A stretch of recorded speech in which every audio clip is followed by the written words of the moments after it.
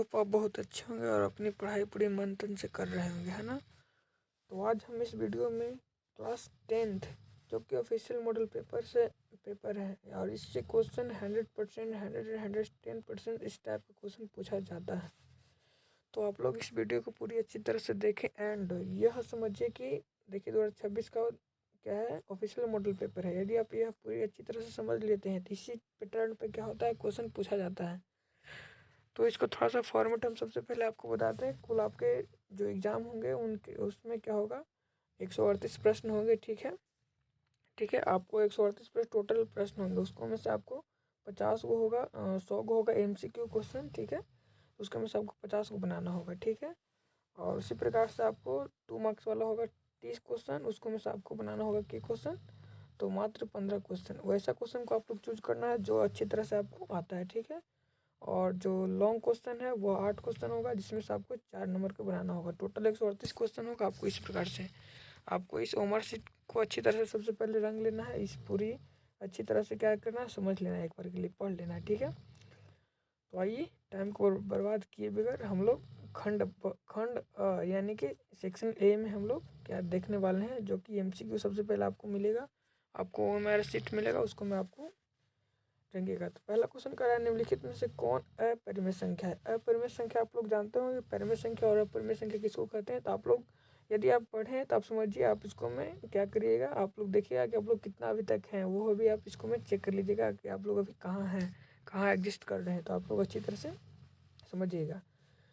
तो कहा जा रहा है निम्नलिखित में कौन अपरिमेय संख्या है। तो आप लोग जानते हैं कि ये सभी अपरिमेय संख्या है, क्योंकि जिसका वर्गमूल नहीं निकलता है वो सब क्या है, अपरिमेय संख्या होता है। तो निम्नलिखित में कौन अपरिमेय संख्या है, सॉरी यहाँ पे लिखना चाहिए नहीं है ना। तो ऑप्शन ये हो जाएगा, यहाँ पे सभी अपरिमेय संख्या है, इसको में लिखना चाहिए नहीं है। निम्नलिखित में कौन अपरिमेय संख्या नहीं है, यानी कि परिमेय है। ठीक है,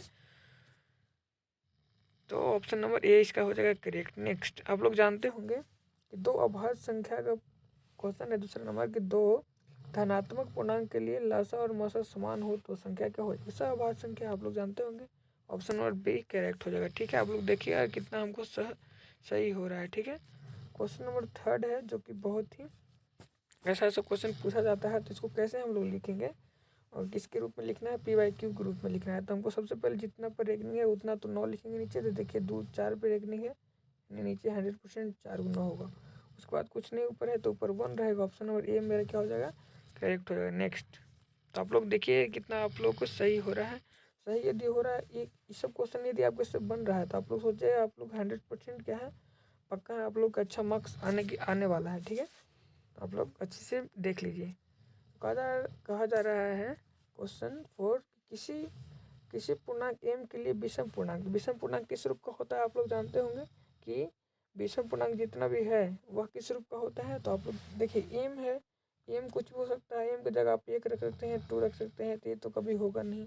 6m है तो 6 को m की जगह 1 रखेगा तो सम पूर्णांक होगा, ये होगा नहीं। ठीक है, m+1 ये भी नहीं होगा, तो 6m+1 का रूप का होगा। क्या होगा आप लोग देख लीजिएगा। ठीक है, ऑप्शन डी इसको। तो P+Q-R का मान क्या होगा, है ना। तो इसको आसानी से सॉल्व कर लेना है। क्या करना है आपको कि इसको अभाज्य गुणनखंड करना है ना। अब फिर 2 के पावर कितना है, 3 के पावर कितना है, 5 के पावर कितना है, उसको सभी को P और Q को जोड़ना है और R को क्या कर देना है, माइनस कर देना है। तो आप लोग देखिएगा, इसको अभाज्य गुणनखंड करिएगा तो क्या होगा, 12 का हो जाएगा 144, यानी कि 4 × 3, फिर से हो जाएगा 4 × 3 और मल्टीप्लाई 2 × 5, है ना।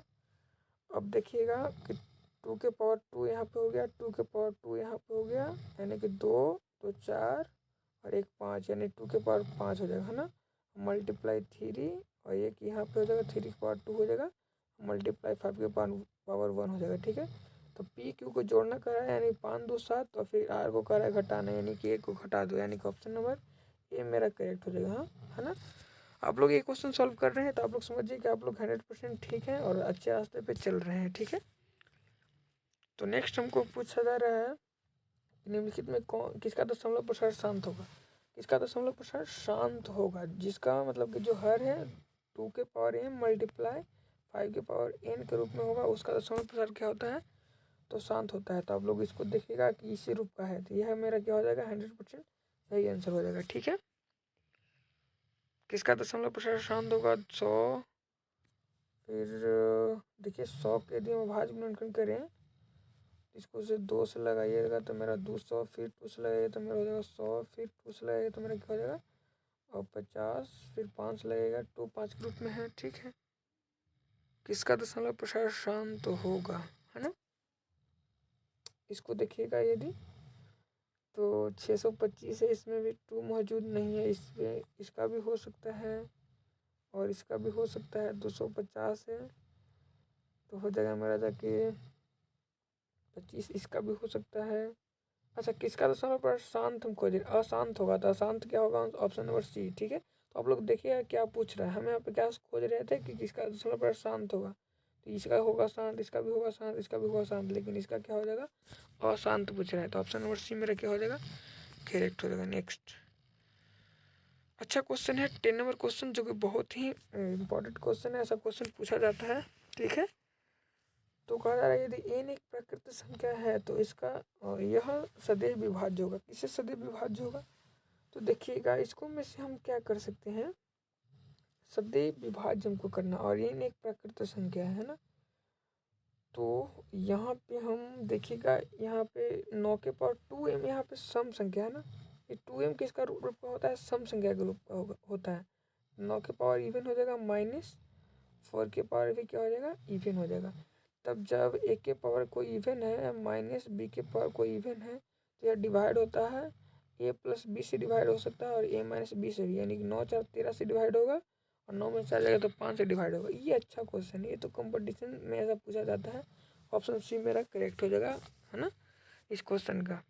क्या आप लोग को सही या हुआ समझे होंगे तो आप लोग कमेंट कर दीजिएगा। ठीक है, अच्छा क्वेश्चन था। चलिए नेक्स्ट जो कि 11 नंबर क्वेश्चन है, ऐसा क्वेश्चन बहुत बार पूछा जाता है, आप लोग देखे होंगे। तो कि n का मान क्या होगा, है ना, यदि 65 और 117 का मसा दिया गया है इतना, है ना, तो आप लोग मसा दिया गया है तो हम लोग इसको मसा निकाल देंगे। तो 65 का मसा हम लोग निकालेंगे 117, तो 65 दूनी 130 हो जाएगा, तो 65 एक मतलब लगेगा 6 5 7 में से 5 जगह 2 तो हो जाएगा, 10 में से 6 जगह तो कितना बचेगा 4 ही ना बचेगा। 7 में से 5 गया 2, 11 में से 7 में से 5 गया तो कितना 2, 11, 11 में से 6 गया तो कितना बचेगा 5। ठीक है, 52 को 65 52 लगेगा, फिर 65 से एक मरतबे यानी 13, यानी कि 13 आ जाएगा। HCF मेरा कितना आ जाएगा 13, यानी कि ये भी HCF है, इसको से सॉल्व किया वो भी मेरा HCF है, यानी कि दोनों बराबर हो जाएगा, है ना। तो 65 माइनस 117 इक्वल टू हो जाएगा कितना 13, यानी कि 65 एम है ना, एम है यहाँ पे इक्वल टू हो जाएगा 130, यानी 65 दूनी 130, यानी एम के मान कितना हो जाएगा, एन के मान कितना हो जाएगा 2। ऑप्शन नंबर सी मेरा क्या हो जाएगा करेक्ट हो जाएगा। आई होप आप बहुत अच्छी तरह से क्या हो रहेंगे तो समझ रहेंगे। नेक्स्ट हम लोग देखेंगे जो कि क्वेश्चन नंबर कितना है, कहा जा रहा है 30 नंबर क्वेश्चन की बहुपद px qx का मसा इतना है तो px तथा qx हो सकते हैं, है ना। इसका मसा दिया गया है, थोड़ा सा लॉन्ग है, आप लोग बना लीजिएगा कॉपी पे। ठीक है,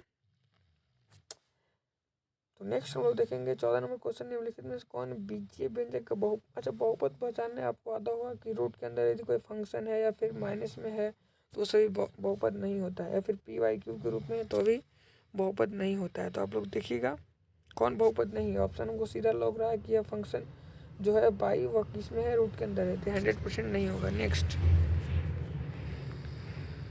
क्वेश्चन बहुत ही अच्छा क्वेश्चन है, कह रहा है कि बहुपद दिया गया है, शून्य उसके दिया गया a, b, तो इतना का मान, तो अल्फा इंटू बीटा और क्या फॉर्मूला होता है c/a, यानी कि c/a यानी 5 25 25 5 निकल के आएगा।